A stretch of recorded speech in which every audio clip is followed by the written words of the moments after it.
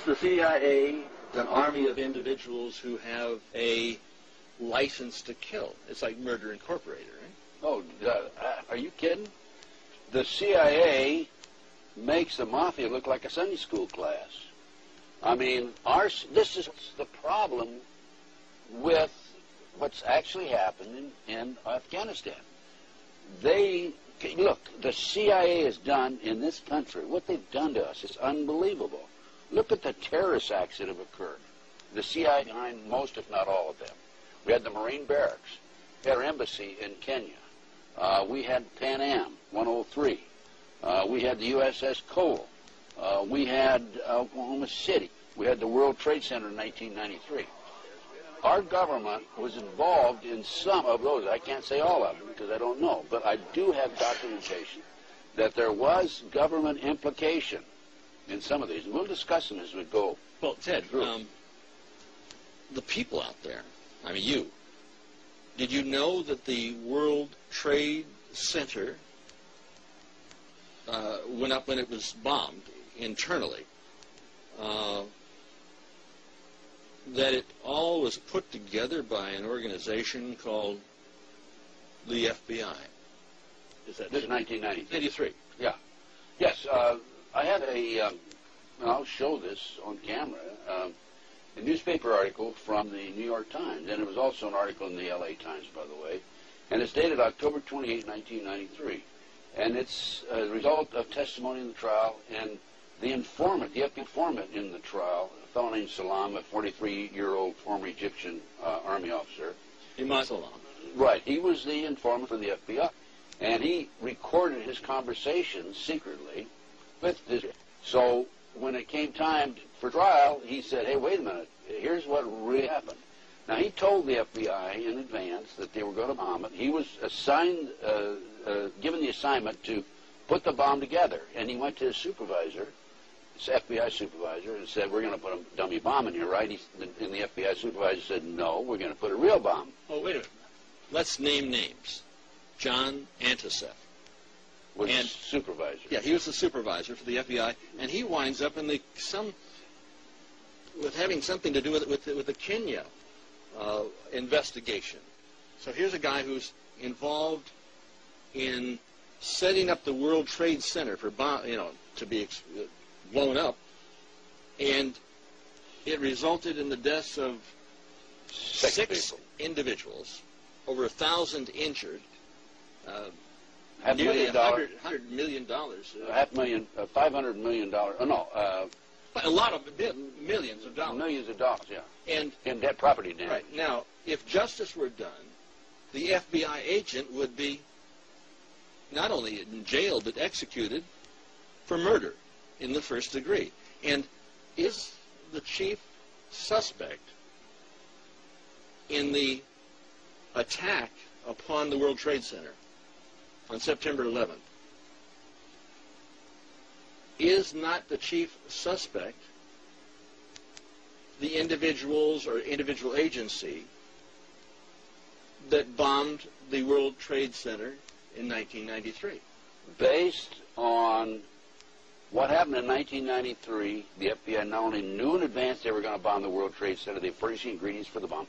Based on that, I would say that the FBI is the primary suspect, but also I think we have to consider the CIA. And the reason you have to consider the CIA is because when you skyjack 4 airplanes simultaneously with 19 skyjackers, that is no small operation. That took years to plan, number one, and hundreds of people had to know about it in advance. Now, our government, NSA, was monitoring bin Laden's phone calls in February 1998. Are you going to tell me for 1 minute that we didn't know about this in advance? The CIA had to know about it. The FBI had to know about it. The Mossad had to know about it. Now, MI5, British intelligence, had to know about it. The CIA knows about it. The FBI knows about it. The commander-in-chief, the president, would have to know about it. Of course he does. And that would mean that Bush had prior knowledge, and that would implicate him in reality, if we wanted to face this thing as it really is, in murder in the first degree. Let me explain to the audience what's happened here. Okay, back in the 80s, 1980s, the Department of Justice proposed legislation to fight terrorism. And this legislation took away many of our constitutional rights and civil liberties. One of the authors, a female attorney with the Department of Justice, publicly made this statement. I've got her name on my file someplace, that before this passes, people will have to be killed. Well, so that was the reason, I feel, for the 1993 World Trade Center bombing. Unfortunately for them, fortunately for us, the good guys, there were only 6 people killed, not enough to pass the legislation.